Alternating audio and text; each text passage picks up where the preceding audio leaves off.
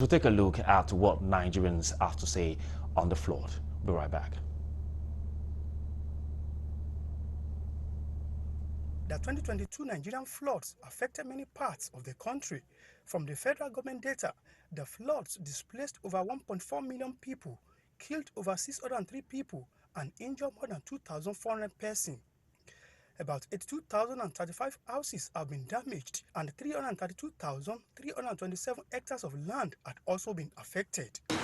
Some other years we are lucky because of nature, but when it floods across the country, it's usually bad. Despite warnings from the various agencies about the predictions of what the likelihood of rainfall and the fact that we have increased let's say rains in a particular year, the government, federal and state, at some point you see them taking actions. At other times it's like they take this information but they don't take it seriously. What is the report on the committee that was set up last year to carry out issue on how to mitigate flooding? What is the report? What have they been able to do about that report? Because I know somebody who is involved in that report. They were given 3 months mandate to look into the issue and come out with a proper solution towards the mitigation of the flooding. Before the commencement of any rainy season, the appropriate organ of government, the Nigerian Meteorological Agency, usually releases its prediction and warning signs for compliance. On many occasions, such predictions are neglected, while fire brigade approach are usually adopted when the reality of those predictions done on us. Find out that the people living around there once in a while should come out and carry out environmental sanitation, because over time you agree with me that the poor sanitation culture has really led to most of this flooding, because you find out dirt block the drainages, which will now allow water to pass into the mainstream river where it's supposed to be channeled to. What we say, the right infrastructure. Now, it's going to be the blame will be on both government and even the citizens. It's both. It's both.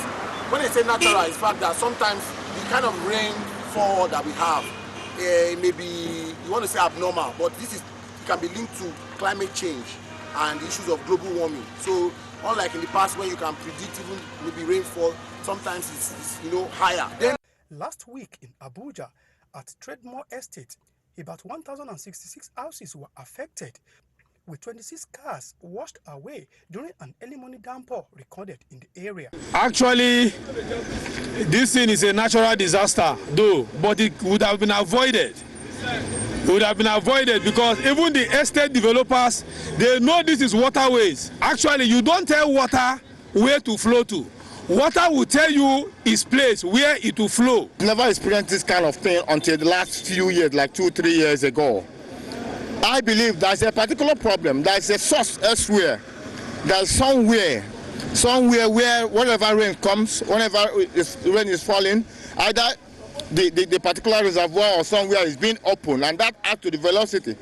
Respondents commended efforts of the government at the center and some state governors in the area of channelization of some rivers to mitigate the impact of flood, but maintained that such must be backed up with aggressive sensitization.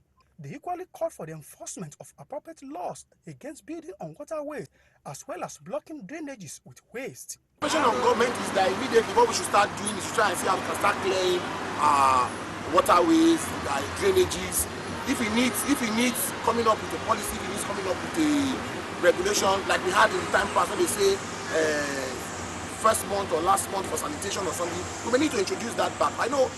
Generally, all Nigerians is to be on watch out, more especially those who dump refuse on waterways or canals or channels, and just should be in watch out.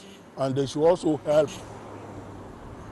in not building along waterways. Ensure that the buildings that have been erected on waterways or major waterways should be demolished so that there will be free flow of water.